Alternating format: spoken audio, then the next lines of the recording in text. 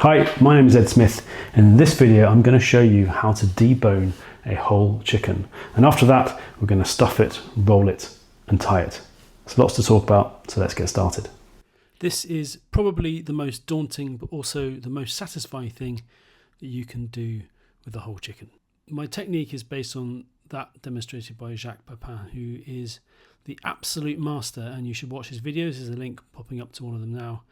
You could also search for a speedy demo by an actual butcher, but my aim here is to show that deboning and rolling and tying can be achieved by us mere mortals at home too. So, sit the bird flat on a board with the domed breast side facing upwards, cut away any string if it's been trussed, then use the sharp tip of a knife to remove the wishbone. If you're not familiar with the process for that, check out the wishbone video in this series. There's a chunk of fat inside this lovely slowly reared chicken, so I'll pull that out before we begin. First thing, cut off the wings between the drums and the flats. Reserve these for stock or another meal.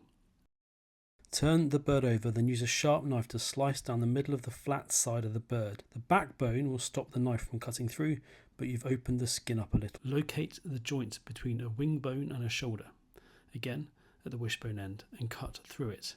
Then pull one wing out and the flesh away from the carcass until you get to reveal one of the oysters. That flesh will come away surprisingly easily really, and then repeat it on the other side. Now focus your attention on the opposite side of the bird, the rounded breast side. You'll be able to insert two fingers between breast meat and mini fillets. Do this, then pull the front of the chicken down. It feels a bit like you're taking a coat off the bird. Leave the mini fillets on the carcass for now. Flip the bird round, returning to the other side, and trace your knife around the oysters and pull away the thigh from its joint, cutting through the sinew. Continue pulling that side down. You might want to pop out the thigh joint and cut through it, then repeat with the second leg. At this point you should be able to pull the chicken completely from its carcass. You can't really do anything wrong here, so just give it a tug and you will find that you've sorted it out. It feels a bit gritty, but honestly you'll feel so satisfied once that's happened. At this point, remove the fillets from the carcass. They will come away easily enough through a combination of the tip of your knife and tracing your fingers between flesh and bone. Right, we're not done I'm afraid. Cut around the end of the thigh bone so that you can grip it, then scrape down that bone to release the flesh. When you get to the joint, cut around that again using the shape of the bone to guide the knife, then scrape to around 3/4 of the way down the drumstick bone. Close up the flesh around the leg, put it flat on a surface and give the part where the drumstick thins out a sharp and firm crack with the back of a heavy knife. This should break that part of the bone and you'll be able to pull the rest of it straight out. Repeat with the other leg.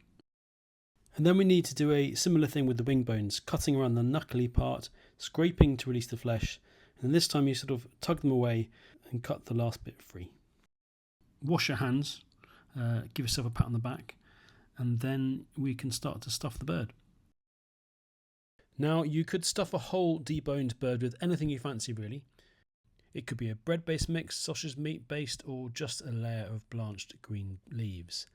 This is a chicken marbella inspired stuffing from my book Peckish. Head there for the details. With it we ram the legs completely full so they look nice and plump, and press a good layer of stuffing all over the rest of the flesh. Fold the edges in to close up the chicken, then flip it over, keeping your hands underneath to hold the edges together and avoid spilling any stuffing. Then turn it so the legs are closest to your body. Your hands will be greasy, so wash and dry them. Then take some cooking twine, about 1 metre, or just leave the ball of it in a pocket to unravel as you use it. Tie the legs together with a double hitch knot, then create a U shape and twist it over so that you have a loop. Slide that under the far end of the bird and shuffle it towards you. Pull the longer end of the string tight and repeat, making another loop so that you slide another under the far end of the bird and towards you. I always find this bit a bit confusing, so here it is from another angle.